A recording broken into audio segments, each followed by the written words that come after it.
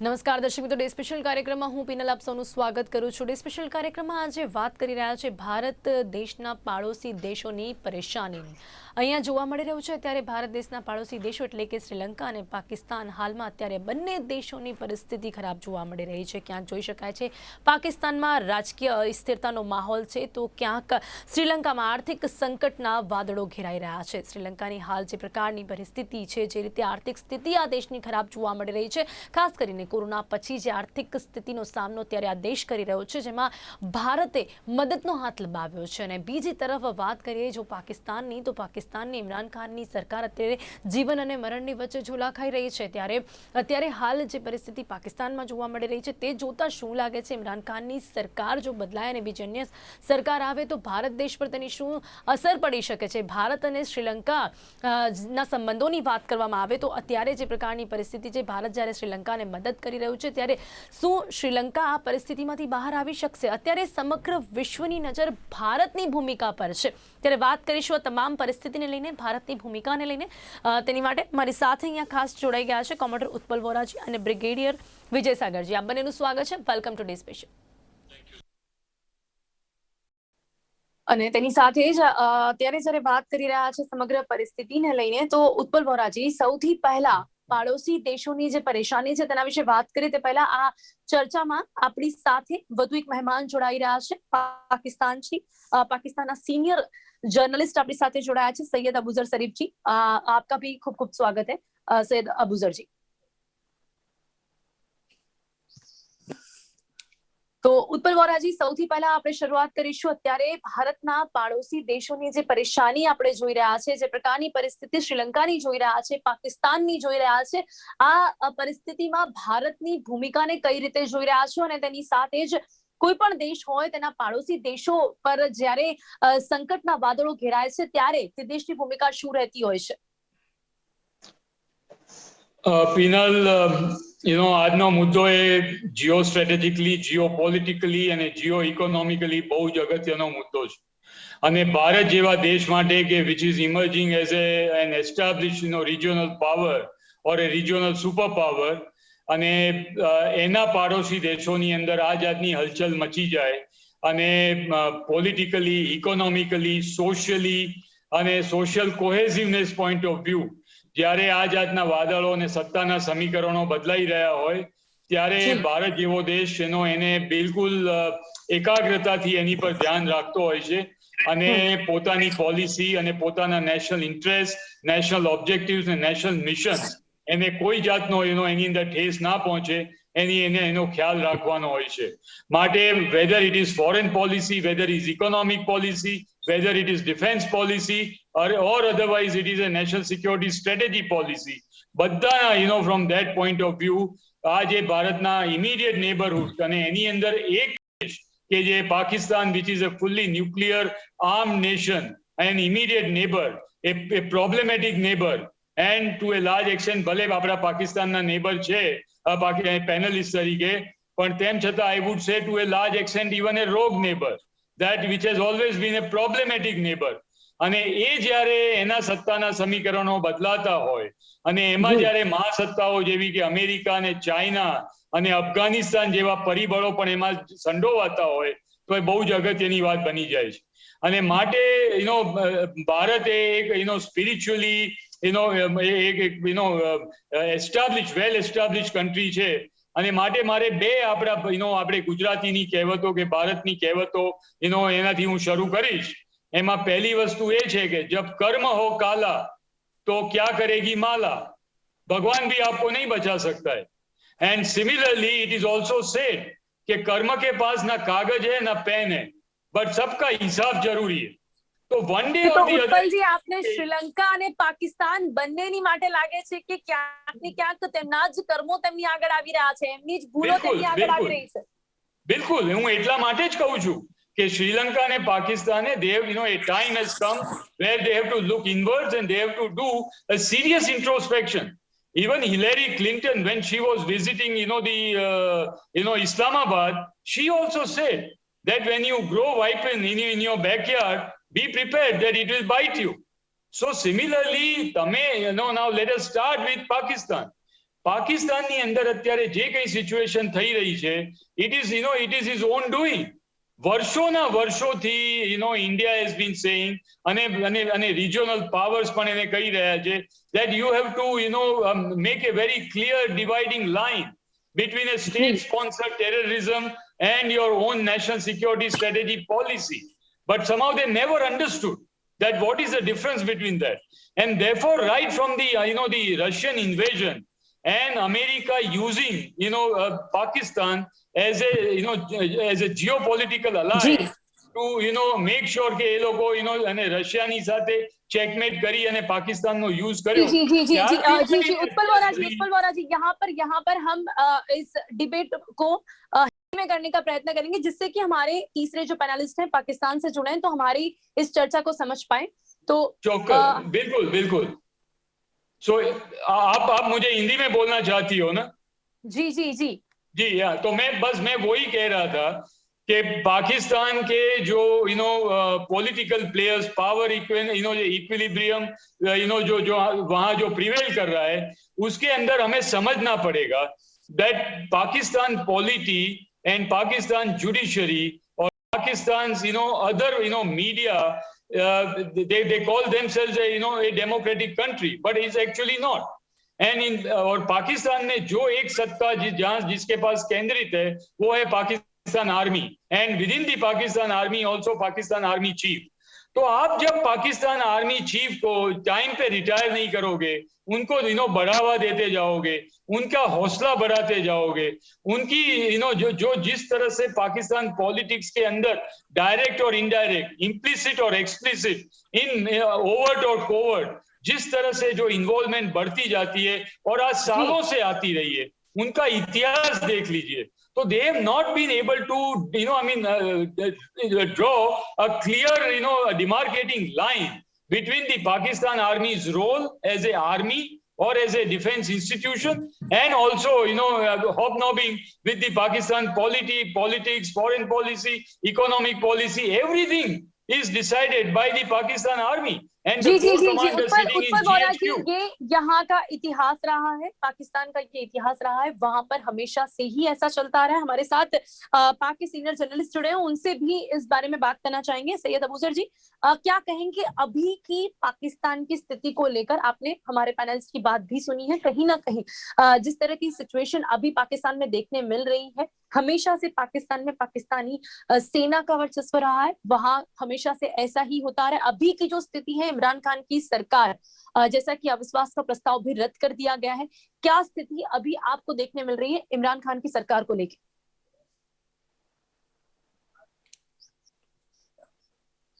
जी, आपकी आवाज मुझे नहीं आ रही है.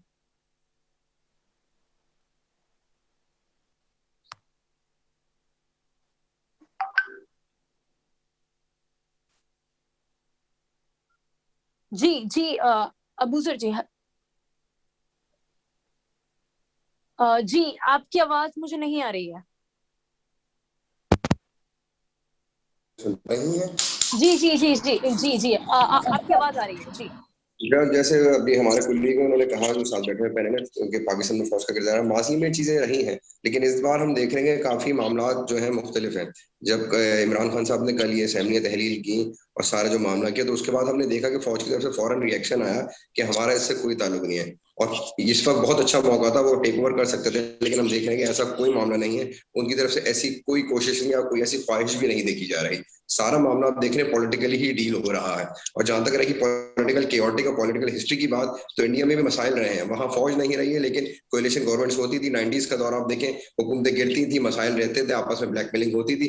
अभी पिछले 15 सालों में जाके इंडिया में चीजें बेहतर की तरफ आई हैं. अभी हम पाकिस्तान के मौजूदा हालात की तरफ वापस आते हैं, तो अभी मामला सुप्रीम कोर्ट में है. सुप्रीम कोर्ट ने कहा है कि वो आज ही इस मामले को, इस मुद्दे को निपटाना चाहेंगे. इस पे कोई अहम फैसला देने की उनकी उम्मीद है कि वो दे देंगे इस पे मामले पे. जहां तक बात है अपोजिशन की, तो वो इस मामले में जो बात हो रही है कि इंटरिम सेटअप के लिए किसी इंटरिम वजीर आजम की बात करें, तो उस पर अपोजिशन ने वजीर आजम या इमरान खान जो उनसे बात करने से इनकार कर दिया है. बहरहाल एक जो है आपका कॉन्स्टिट्यूशनल केओटिक सिचुएशन है, लेकिन उससे हम उम्मीद करते हैं कि बेहतर तरीके से उम्मीद करा जा सकता है, क्योंकि इस वक्त हम देख रहे हैं कि जो भी पावर्स हैं वो पॉलिटिकली ही इन्वॉल्व हैं, कोई दूसरी तीसरी पावर जो है उसमें आके इन्वॉल्वमेंट हमें नजर नहीं आ रही। जी जी जी, यहाँ पर इमरान खान का जो कहना है कि उनके खिलाफ, उनके विरुद्ध विदेशी जो षड्यंत्र रचा गया है, जैसा कि उनका मानना है, जैसा कि उन्होंने ये कहा है कि जितने भी विरोधी पार्टीज हैं वो मिलकर उनकी पार्टी के साथ ये कर रही है, और यही प्रस्ताव उन्होंने रखा था, और इसी की बात पर उनका जो अविश्वास का प्रस्ताव है वो रद्द हुआ है। उसके बारे में आपका क्या मानना है?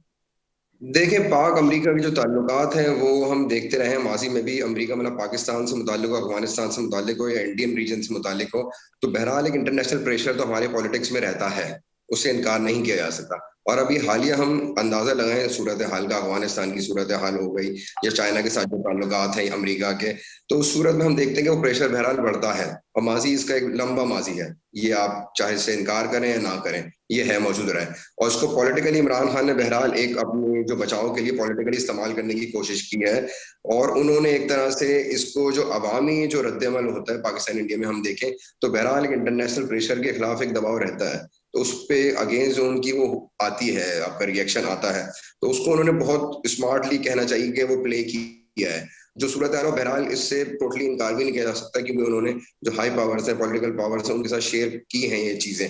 तो बहरहाल ये चीजें, और ये हमें अंदाजा ये भी करना चाहिए कि ये डायरेक्टली नहीं होती, ये कुछ प्लेयर्स होते हैं उनके जरिए ही सारा डील की जाती है ये। तो पहली बार ये हुआ है कि इमरान खान इस चीज को लेके कुछ हद तक सामने आए हैं। बहरहाल मसाइल हैं, अमेरिका ने इस मामले में गो के साफ इनकार कर दिया है, लेकिन चाइना का भी हमने रिएक्शन देखा।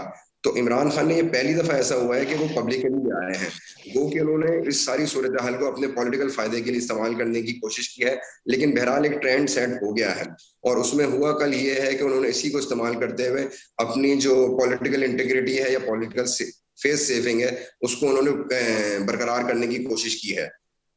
जी जी जी जी, बुजुर्ग जी आपसे इस पे और सवाल पूछूंगी, देखिए हमारे साथ डिफेंस एक्सपर्ट भी हैं विजय सागर जी। विजय जी, आपका ये पूरे मामले में आपका क्या मानना है? जैसा कि हम पाकिस्तान की स्थिति भी देख रहे हैं और यहाँ हम श्रीलंका की भी बात कर रहे हैं, एक तरफ श्रीलंका के सामने जो आर्थिक संकट है तो दूसरी तरफ पाकिस्तान के सामने ये राजकीय संकट है, इन सभी के बीच में भारत की जो भूमिका है उससे आप कैसे देख रहे हैं विजय जी? पीनल जी, सबसे पहले मैं अबूजर साहब को मुबारकबाद देता हूं, क्योंकि उन्होंने अपनी पाकिस्तानी ट्रेडिशन कंटिन्यू रखी है। जब भी कोई बात होती है उसमें भारत का जिक्र जरूर होता है, चाहे वो उसमें कॉन्टेक्स्ट हो या ना हो। Thank you very much sir, you done a good job and I compliment you for that. जी जी, पता कैसे चलेगा कि वो पाकिस्तान से जुड़े हैं विजय जी? अच्छा, अभी मुझे ये थोड़ा टाइम दीजिए, मैं थोड़ा अबूजर साहब से कुछ गुफ्तगू करना चाहता हूँ पर्सनली। अबूजर साहब, आपको पता है कि इमरान खान जो है वो अमेरिका के बहुत बड़े हिमायती थे, और आपके बाजवा साहब की वजह से ही वो उसको सिलेक्टेड प्राइम मिनिस्टर कहा जाता है। और अगर आपको याद हो, एक समय ऐसा आया कि आफ्टर एक्सटेंशन देने के बाद बाजवा साहब के साथ उनकी ठन्ने लग पड़ी, क्योंकि कुछ उन्होंने अपॉइंटमेंट्स करी थी पाकिस्तान आर्मी में जो इमरान खान साहब को पसंद नहीं थी। तो जब इमरान खान साहब को पता लग गया कि आर्मी मेरे फेवर में नहीं है, तो वो किस तरीके से ये मामला ही वहां से बिगड़ा है विजय जी, मामला ही वहां से बिगड़ा है, उन्हें पाकिस्तान के साथ दुश्मनावट ही भारी पड़ी है। सुनिए, तो उन्होंने बोला कि अब क्या तरीका किया जाए पॉलिटिकली कि हमें पाकिस्तान की जो आर्मी है अब इनसे तो लड़ गई है, अब इनसे बचा जाए। तो उसके लिए उन्होंने अवाम की तरफ रुख किया, और पाकिस्तानी चूंकि जो मेन स्ट्रीम लाइंस हैं, जितने भी जिहादी एलिमेंट्स, जिनको हम जिहादी कहते हैं और ये कहते हैं सोशल सर्विस है, जितने भी लोग हैं वो सब एंटी अमेरिकन हैं आफ्टर 9/11, क्योंकि पाकिस्तान का कोई आदमी कहीं भी जाता है, मोमेंट ही डिक्लेयर्स कि वो पाकिस्तान का है, उसकी सर्च शुरू हो जाती है। तो सब लोग anti American as it is हैं। फिर वो जो उनकी जो जिहादी तंजीमें हैं वो भी एंटी अमेरिकन हैं। तो ये आपको पता लगेगा कि एक टाइम ऐसा आया कि इमरान खान साहब ने एंटी अमेरिका बोलना शुरू किया, और मजेदार बात थी, जब वो एंटी अमेरिका बोल रहे थे उसमें बहुत सारी प्रो इंडिया बातें भी करी उन्होंने। तो ये एक किस्म का मसला चलता गया और उनकी बढ़ती चली गई। एंड सडनली क्या हुआ, उन्होंने ये सारी जो साजिश करी, स्क्रिप्टेड है सारी। अगर आपको याद हो, 4 दिन पहले बोला गया था कि इमरान खान साहब अक्सरियत में नहीं है और आज शाम को नेशनल एड्रेस करने वाले हैं, और वो एड्रेस कैंसिल हुआ। क्यों कैंसिल हुआ? क्योंकि इमरान खान की, बाजवा साहब और उनके डीजी IASPR की 3 बैक टू बैक मीटिंग्स हुई, और जैसे ही वो मीटिंग्स खत्म हुई, इमरान साहब के जो बॉडी लैंग्वेज थी वो फिर बदल गई, अब वो बात करने लगे कोई सरप्राइज। अभी तक भीगी बिल्ली बने हुए थे, अब after meeting the army they are different. अब ये स्क्रिप्ट जो उन्होंने करी है, अबूजर जी, सुनिए, आपके चेहरे की ये हंसी बता रही है कि आप भी कहीं ना कहीं इस बात से सहमत हैं। जी, जहां तक बात है सहमत की, तो मैं चले 10% कह रहे थे सहमत हूँ। जहां तक बात की है हमारे ये कुलीग हैं इन्होंने कि बात फौज से होती है, अगर फौज का सिलसिला होता तो फौज के लिए बहुत आसान काम था इमरान खान साहब को ओवर। अबू सर मैं उस पे आ रहा हूँ, अबू सर जी मैं उस पर आ रहा हूँ, फौज का जो होना था वो आ रहा हूँ। अभी देखिए ये एक बड़ी केयरफुली स्क्रिप्टेड थिंग है जिसमें इमरान साहब की विन विन सिचुएशन है। स्पीकर को उड़ा दिया गया बिकॉज उन्होंने मना कर दिया। डिप्टी स्पीकर ने आगे आर्टिकल 5(1) लगाया और क्या बोला कि नेशनल सिक्योरिटी काउंसिल ने ऑलरेडी उनकी वो साजिश वाली चिट्ठी देख ली है। बट डिप्टी स्पीकर उसके मेंबर थे क्या? नहीं। Chief justice of India Pakistan उसके मेंबर थे? नहीं। अब वो जो उन्होंने एक नैरेटिव तैयार किया है वो शायद सुप्रीम कोर्ट में गिर सकता है, परंतु हो सकता है कि सुप्रीम कोर्ट के चीफ जस्टिस जो है वो बड़े अक्लमंद आदमी हैं, उनको पता है कि अगर ये इस वक्त वो फैसला सुनाई दे दिया गया तो law and order problem create हो सकती है और बाजवा साहब के लिए बहाना बन जाएगा उसको टेक ओवर करने का। तो एक सिनेरियो ये है, और दूसरा ये है अगर इमरान साहब जीत जाते हैं वो री इलेक्शन के लिए जाएंगे और उन्होंने वो मोटिव बना लिया है पब्लिक के अंदर एंटी अमेरिकन की वजह से कुरान के शरीफ को लेकर के, और वो शायद उनके जीतने के चांसेस ये हैं। तो ये एक स्क्रिप्ट है जो बनी हुई है और इसके हर चीज में इमरान साहब के लिए विन विन सिचुएशन है, एक्सेप्ट अगर बाजवा साहब बीच में इंटरवीन नहीं करते। हालांकि उन्होंने बोला है, देखिए जब सब कुछ हुआ बाजवा साहब के जो स्पोक्स पर्सन थे उनकी क्या मजबूरी थी आगे बोलने की कि ये पॉलिटिकल मामला है, हमारा इसमें कोई हाथ नहीं। तो ये चोर की दाढ़ी में तिनका होता है ना, तो बोलना पड़ा उनको। अभी हम देखते हैं आगे सुप्रीम कोर्ट का फैसला क्या है। यहाँ पर और सवाल मैं आपसे पूछूंगी पाक सेना को लेकर भी।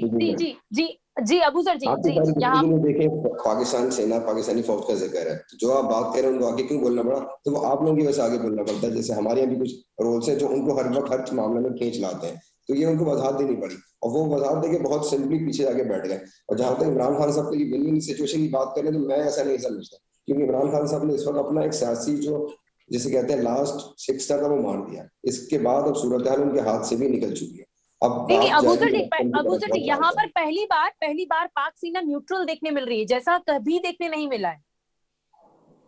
जी मैं आपको सही से सुन नहीं पाया, सॉरी। यहाँ पर पाक की सेना पहली बार न्यूट्रल देखने मिल रही है, जैसा हमें कभी देखने नहीं मिलता है। बिल्कुल मैं यही कहना चाह रहा था। मैंने अपने डिस्कशन के आगाज में भी कहा कि माजी से हटके हमने इस दफा बिल्कुल एक अलग रोल देखा है जो, और सियासी तौर पे भी न्यूट्रलिटी की बहुत बात होती रही है पिछले 3-4 माह में। हमारी तरफ से जो पॉलिटिकल जो अपोजिशन पार्टीज है वो तक इस मामले में मुतमईन रही है कि न्यूट्रलिटी का रोल हमें नजर आया है पाकिस्तान में पहली दफा, और उनको भी जी उसके कारण के बारे में बात करेंगे। लेकिन अभी पीनल जी जो आप न्यूट्रलिटी ऑफ पाक आर्मी की बात कर रही हैं, नजर आ रहा है, मगर इसमें अभी एक पॉसिबिलिटी बाकी है। आपने देखा होगा 20,000 पुलिस फोर्स पूरे पाकिस्तान में लगी है इस वक्त लॉ एंड ऑर्डर के लिए। बट इसमें एक चीज ये है, जी इसके बारे में बात करेंगे। एक मिनट 101 ब्रिगेड भी एक्टिवेटेड है। 101 ब्रिगेड एक्टिवेट होता है इस्लामाबाद में पाकिस्तान प्राइम मिनिस्टर के घर के आगे पीछे फॉर प्रोटेक्शन और रिमूविंग हिम। सो कू की पॉसिबिलिटी अभी रिमूव नहीं हुई है। जब तक सुप्रीम कोर्ट का फैसला नहीं आ जाता तब तक हम इसके बारे में कुछ नहीं कह सकते। जी उत्पल जी आपका आई होप ऐसा ना हो अबूजर जी, आई होप आप सही बोल रहे हैं, क्योंकि वो हमारे लिए भी ठीक नहीं है कि अगर आपके यहाँ कोई टर्मोइल हो, वो हमारे लिए भी ठीक नहीं है। जी उत्पल जी क्या पीनल आप रिपीट कर सकती है क्वेश्चन? बिकॉज उत्पल जी आपका क्या मानना है अभी पाक सेना की न्यूट्रलिटी को लेकर, अभी की स्थिति को लेकर, और साथ ही साथ जैसा कि अभी विजय जी ने बताया कि इमरान खान जिस तरह की तैयारी कर रहे हैं, एंटी अमेरिकन जो पॉलिसी पे जाने का वो प्रयत्न कर रहे हैं, उससे उनकी विन विन सिचुएशन देखने मिल रही है। आपको क्या लगता है उत्पल जी? Penal, give me some time. And Penal, I would dreams also think about Pakistan Army's neutrality. No matter what you do, but you cannot hide the stripes of a zebra.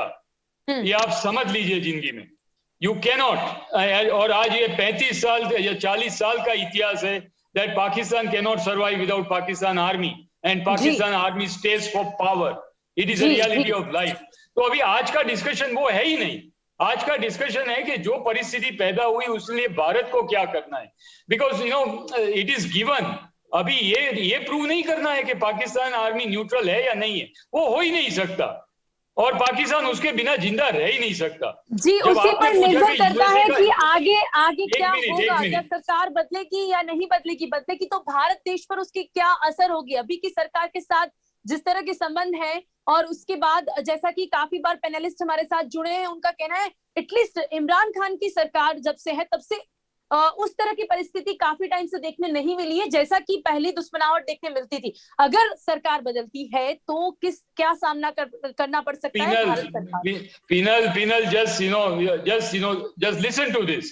The fact of the matter is that, and आप ये इसको नजरअंदाज नहीं कर सकते, कोई भी नहीं कर सकता, क्योंकि जो Pakistan DGISI and Pakistan Army Chief, they have to be hand in gloves for everything that Pakistan does, and Pakistan जो भी जिस तरह से उसकी फॉरेन पॉलिसी और नेशनल सिक्योरिटी स्ट्रेटेजी पॉलिसी को स्टीयर करना है, then these two gentlemen, they have to be hand in gloves. And Pakistan politicians, they only play a cursory role.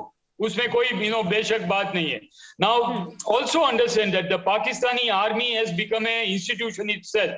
It's a $1 billion industry. मैं industry बोल रहा हूँ.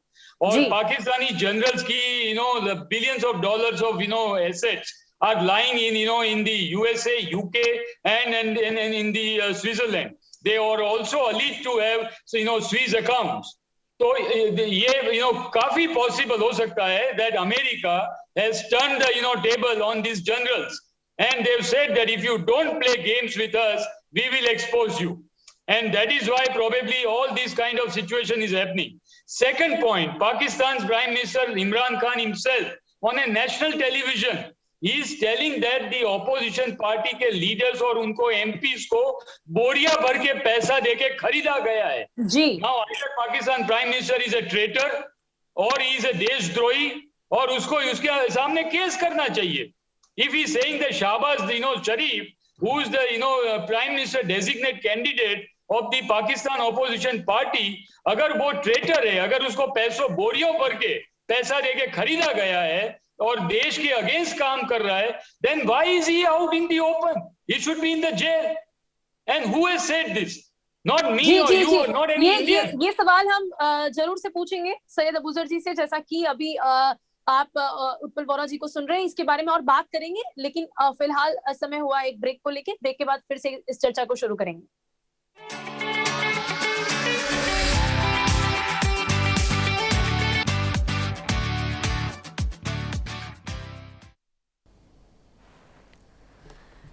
Break બાદ ફરી એક વાત ચર્ચાની શરૂઆત કરીશું. जी उत्पल बोरा जी, हम जो बात कर रहे थे खास करके इमरान खान की सरकार को लेके, वहीं से चर्चा की शुरुआत करना चाहेंगे. जी उत्पल जी. तो जैसे पहले ब्रेक से पहले मैं बता रहा था कि Pakistan has to blame itself for every possible जो ये प्रॉब्लम अभी हो रहा है. और इस यहाँ तक पहुंचने के लिए वी हैव टू अंडरस्टैंड जो भी कंट्री और जो भी society loses grip on the history, वो हिस्ट्री हमेशा रिपीट हो ही जाती है, एंड उसके लिए अंदर से सबक सीखने का बाकी रह जाता है. आप देख लीजिए कि Pakistan has been used by every major power, whether it was America, whether it was Britain, or whether it was Russia, or whether it was the friction between the US and the Russia or the erstwhile Soviet Union.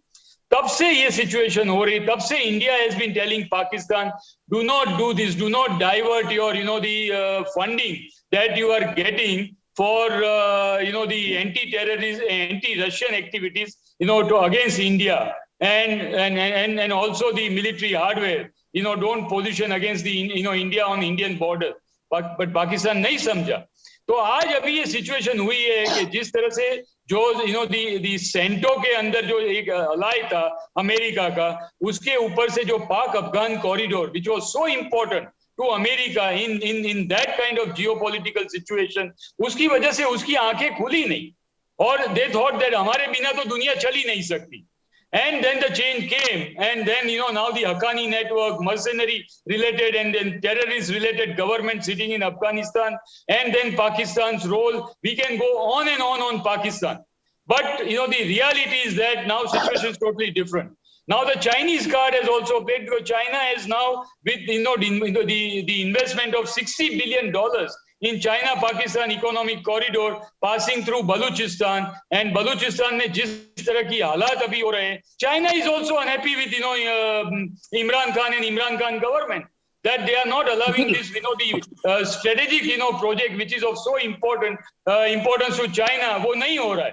तो इसलिए now Imran Khan was also sidelined. Imran Khan could not get an audience with Xi Jinping in his last visit to Beijing.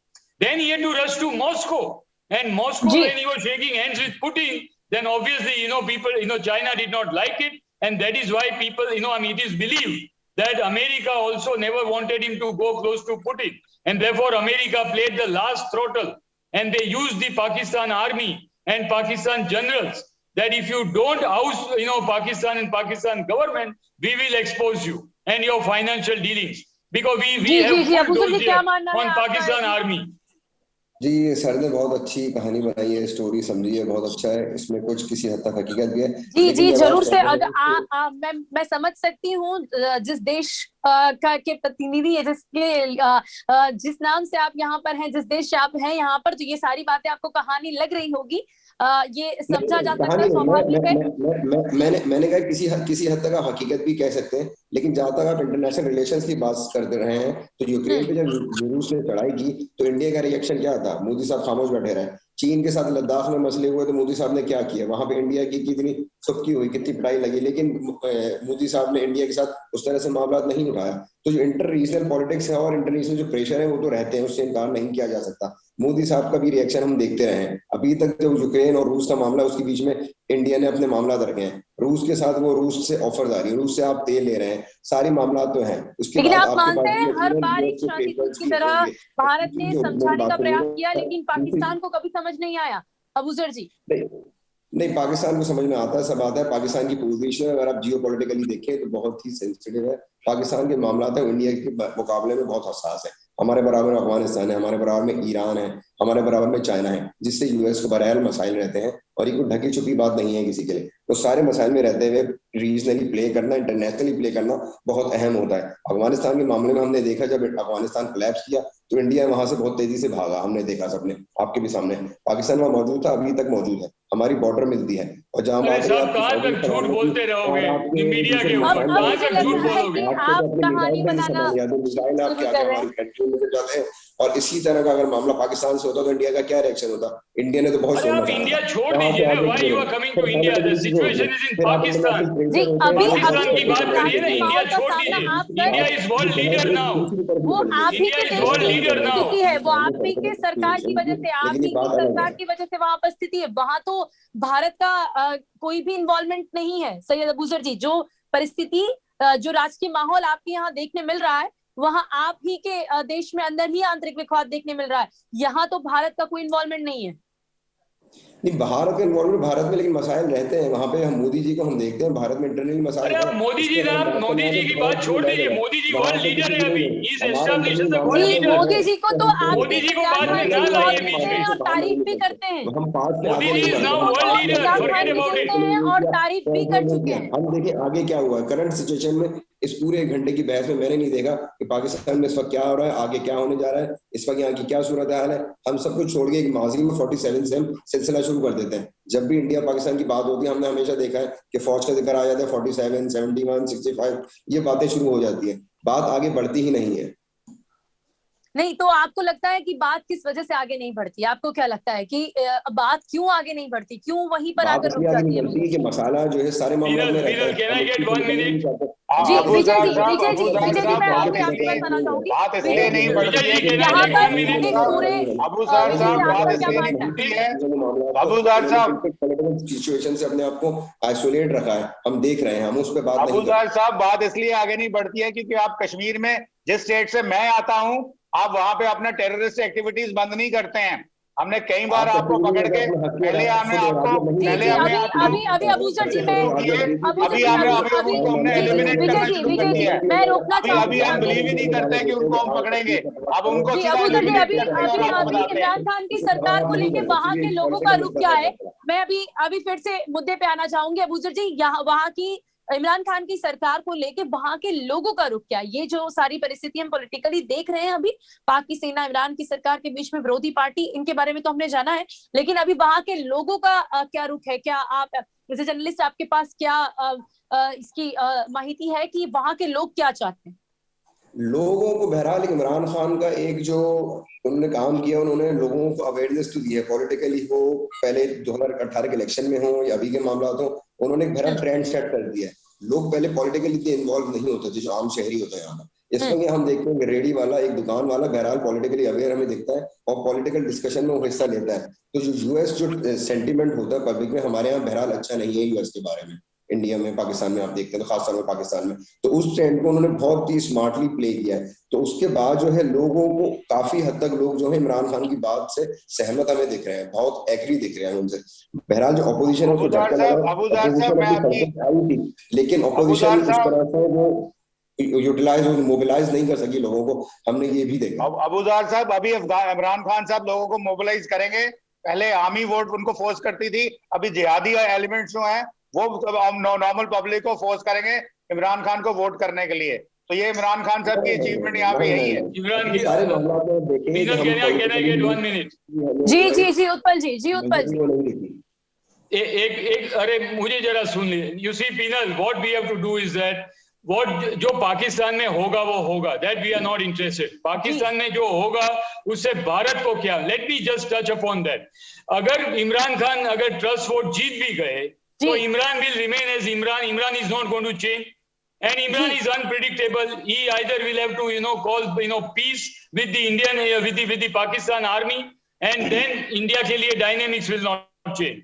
अगर Imran Khan is suppose given two options, either to run away from Pakistan or maybe he will be apprehended and put in jail under some fabricated charges by the Pakistan army or by the Pakistan opposition, then also things will not change, because Shahbaz Sharif is a hardened Chinese facilitator, and therefore he has openly said that China, we are going to increase our relationship in nuts and bolts with China.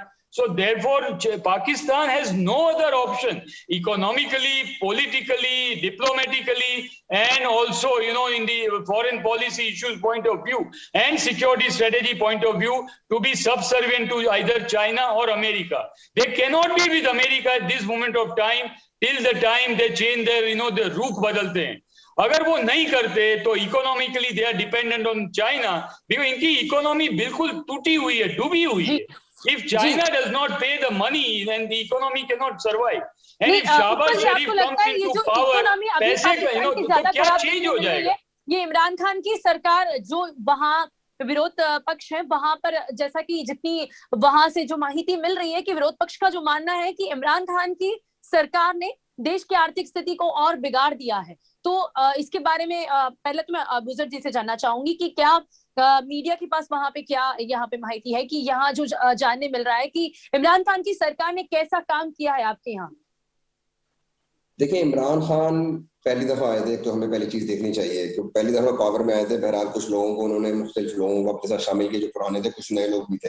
बहरहाल कुछ innovative चीजें उन्होंने की जो पहले नहीं हुई थी। पॉलिटिकली अगर आप देखें तो चीजों को स्टैब्लिश होने में कम से कम 10 से 15 साल लगते हैं चीजों को। चीजें उन्होंने एक हेल्थ कार्ड शुरू किया जो पाकिस्तान में पहले कभी नहीं था, उसके तहत आपको 10 लाख तक हर शहरी को मिलती है बेनिफिट, 10 लाख रुपए की। इसी तरह दूसरी चीज है कि एक आसान घर, जो गरीब आदमी घर नहीं बना सकता पाकिस्तान में, उनके लिए कर्जा स्कीम शुरू की और वो बहुत फायदेमंद है, लोग उससे फायदा उठा रहे हैं। इसी तरह के कुछ ऐसे जो मामलात हैं जो पहले हमने इतनी वास्ट और इतनी जल्दी नहीं देखे थे, वो बहरहाल शुरू किए हैं। तो इस हवाले से लोग बहरहाल वो रहते हैं। लेकिन इमरान खान साहब की एक जो बात है वो जैसे इन्होंने की हमारे सर ने, कि इमरान खान साहब जो है वो अपनी मर्जी से चलते हैं, अपनी मर्जी से करते हैं मामला, जो उनको सही लगता है वो उसी पे करते हैं, वही बात करते हैं, वही आगे बढ़ाते हैं। और आज इसी की वजह से परेशानी में है, और इसी वजह से आज परेशानी में है जी। बिल्कुल कह सकते हैं, इमरान खान अपनी नेचर की वजह से, जो क्रिकेटिंग उनकी नेचर है, बहरहाल वो रहती है थोड़ी सी। उनको पॉलिटिशियन बनने में थोड़ा मजीद टाइम लगेगा, क्योंकि उनकी पहली टर्म है सियासत करना और फिर रूल करना। अभी जो कर रहे हैं वो, उससे तो लगता है कि वो पॉलिटिशियन बन गए हैं। विजय जी, आपका क्या मानना है? देखिए, मेरा ये मानना है कि जो अबूजार साहब ने बोला, ये सेहत कार्ड और ये हाउसिंग स्कीम, ये एक बहुत बड़ा बम्पर था उनके लिए जो उन्होंने लोगों से किया। वैसे अबूजार साहब, मैं क्रिकेटर खुद हूं और इमरान साहब का काफी फैन हूं एज ए क्रिकेटर। बट जहां तक पॉलिटिक्स की बात आई है, अभी यहाँ पे उन्होंने जो जो दूसरा हथकंडा अपनाया है, जो जिहादियों को अपने साथ लेके एंटी अमेरिकन सेंटिमेंट को विप अप किया है, ये अगेन बैकफायर करेगा। कहते हैं ना, you can ride A tiger but you can get of it because तुम्हें ही खा जाएगा वो। तो ये मेरे ख्याल में इमरान साहब की थोड़ी सी गलती है मेरे हिसाब से। सिनेरियो में पिछले 3 सालों में जहादियों का कहीं ना नाम सुना ना चीजें देखी, एक स्मूथ पॉलिटिकल प्रोसेस ऐसा है कि जिनको हम जिहादी बोलते हैं, अबूजार साहब, जिनको हम जिहादी बोलते हैं, हम बात नहीं करें पॉलिटिकली क्या हो रहा है। जी जी जी, अबूजार साहब, जिनको हम जिहादी बोलते हैं, आप उनको एनजीओ बोलते हो, सोशल वर्कर बोलते हो। That is the difference. क्योंकि वो जी मैं वही आपसे कहना चाह रही थी, अबूजार साहब, एलैबोरेट कीजिए।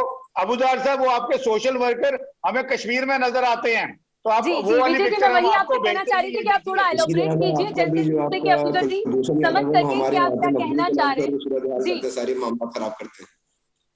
जी जी, उत्पल जी, हमें यहाँ पर श्रीलंका की स्थिति को लेके क्या कहना चाहेंगे? यहाँ पर जो चीन का बड़ा project belt and road initiative में जो श्रीलंका ने अपने इन्वॉल्वमेंट दिखाया, वहां पे कहीं लगता है कि उसने अपने पैर पर कुल्हाड़ी मारी। श्रीलंका की जो स्थिति है उस पर क्या कहेंगे उत्पल जी? श्रीलंका का the situation is totally different and we have to understand that. Sri Lanka, पहले से, somehow or the other, they have not understood their core dynamics और core interest और core national interest. ये यही प्रॉब्लम शुरू होता है। आपको याद होगा कि त्रिंकोमाली के अंदर भी जब US fuel depot and US basin rights for the warships, Sri Lanka was the first one to run forward and offer those kind of rights. In India has always objected to that and somehow or the other that the entire process वो कभी आगे fructify नहीं हुई. But the problem with the India at this moment of time is that we are not that kind of an economic power. We have to agree with that. And like what the China is. And China with 19 or 20 trillion dollar economy is the world's second largest the powerful economy, and they are also trying to displace America and trying to emerge as the number one economy of the world. So with this kind of money power and the sales of armament, if you look at the Chinese economy getting benefited by selling arms and military hardware in Asia, the largest consumer is Pakistan, second is Bangladesh, third is Sri Lanka, and fourth is Myanmar. So imagine that in the whole region of Bay of Bengal and Indian Ocean region, China wants to have its foothold, and with the kind of $4 to $5 billion worth of the loan that China gives, ultimately China sucks away the blood of the economy of the donor nation. And then a situation comes where, like in Sri Lanka, आप देख लीजिए that Hambantota port had to be given on 99 years of lease to China. And people, those who have maritime knowledge, they will acknowledge the fact that Sri Lanka is sitting on a, in a very, very, the dynamic and an advantageous position in the sea lines of communication, passing through east to west and, transiting from the Indian Ocean. So for a country like China, if they get a Hambantota port and any other, the commercial and the military or strategic facilities for such a large period of 99 years, it is the dream come true. Similar thing has happened in Gwadar port. Similar thing has happened in Bangladesh. Same in the story in Myanmar, and same is in Maldives. So, this is a very well conceived, thought out, the strategic process that China is doing, and Sri Lanka is not understanding. And that is why, Pinal, I started my whole thing by saying that, you have to pay back for your karma. And you may run to China, but ultimately China will suck you away. Pakistan हो, चाहे China हो, चाहे पाकिस्तान हो, चाहे Russia हो, चाहे Ukraine हो, चाहे आप हो, चाहे मैं हूं, वो तो हर किसी के लिए है कि जिसने जो किया है वो तो वो कर्मा तो उसके पास वापस उसके साथ होना ही है। और विजय जी, आपका क्या कहना है? यहाँ पर श्रीलंका के प्रमुख जो गोटाबाया हैं, क्या लगता है आपको उनके जो डिसीजंस है वो कहीं ना कहीं श्रीलंका की इस परिस्थिति के लिए जवाबदार हैं, और भारत जिस तरह से मदद कर रहा है? बिल्कुल, I'll just tell you what Commodore Vora has just spoken is absolutely right. But today's situation is changing because ये जो 4 countries के नाम लिए, they started understanding Hambantota port was given because the present prime minister's constituency, and he knew it is not going to be fruitful. ये किसी काम नहीं आने वाला है, पैसा नहीं जनरेट करेगा, फिर भी उन्होंने अपने constituency pressures में आगे उसको जनरेट किया, and finally you know what happened. उसके बाद श्रीलंका में हालत ये थी कि आप कभी कोलंबो में चले जाइए, वहां आपको चाइनीज ज्यादा और श्रीलंकन कम नजर आते थे। तो अभी जब हालत ये आ गई है कि उनके फॉरेन रिजर्व्स खत्म है, पेट्रोल उनके पास है नहीं, फूड उनके पास है नहीं, तो India has already given them almost $3 billion of line of credit. फिर इन्होंने जो ऑयल डेपोज का जिक्र किया त्रिंकोमली में, वो भी इंडिया के साथ कोलैबोरेशन में आ गया है। The 3 islands were power generation projects with China, that has also come to India, and it is a stage wherein Sri Lanka finds कि चाइना भी उनके लोन्स को रिस्ट्रक्चर करने को भी तैयार नहीं है। तो अब उनको वो गेम सारी समझ में आ गई है, मालदीव्स को समझ में आ गई है, बांग्लादेश को समझ में आ गई है, सिर्फ बचे हैं Pakistan fully and maybe to partially Myanmar. तो इसलिए ये जो बिम्स्टेक का अभी 4-5 दिन पहले जो हमारी हुई है meeting, BIMSTEC is taking of in a big way and India is showing lot of, India बहुत बड़ा दिल दिखा रहा है, लाइन ऑफ क्रेडिट दे रहा है, खाना दे रहा है, पेट्रोल दे रहा है, दवाएं, खाना, सब कुछ भारत दे रहा है श्रीलंका को, ह्यूमैनिटेरियन जो दे रहा है, that is doing a big way कि India is one person not aggressive, India is only a friend, so that is being proved to the whole world. जी वहाँ के तो श्रीलंका भी कह चुका है कि भारत ने अगर मदद नहीं की होती तो अभी तक देश की परिस्थिति और खराब हो चुकी होती। अबूजर जी, अब समय यहाँ समाप्त होने जा रहा है, लेकिन अंत में जैसा कि अभी विजय जी ने कहा, सारे देश समझ गए हैं, तो पाकिस्तान ये चीज सारी देख रहा है पड़ोसी देशों की, तब कब समझेगा पाकिस्तान? और साथ ही साथ अंत में ये भी जानना चाहूंगी, अगर इमरान खान की सरकार के लिए यहाँ पर फिर से इलेक्शन होता है तो क्या लगता है आपको आगे की जो स्थिति रहेगी वो क्या रहेगी, वो भी जानना चाहेंगे। पहली बात तो ये जो आपने श्रीलंका उसके तनाजुर में बात की, उन्होंने बताया इंडिया बहुत मदद कर रहा है, तो इंटरनेशनल पॉलिटिक्स में या वैसे भी देखें, there is no free lunch. जो भी कुछ मदद करता है बाद में उसके लिए कुछ ना कुछ रिबटल लेता है, रिवर्स लेता है, अपना फायदा देखता है, कोई मुफ्त में कुछ नहीं देता। और जहां तक रही बात पाकिस्तान पॉलिटिक्स की, तो हमें लगता है कि यहाँ पे अगले इलेक्शन में कोई मखलूत हुकूमत या कंक्लूसिव हुकूमत तो नहीं बन पाएगी, यहीं पे टोटेड होकर के मुख्तलिफ लोग मिला के ही हुकूमत बनाएंगे, और इमरान खान भी, लेकिन मुझे लगता है कि इसमें कुछ अच्छा पार्ट ले सकेंगे।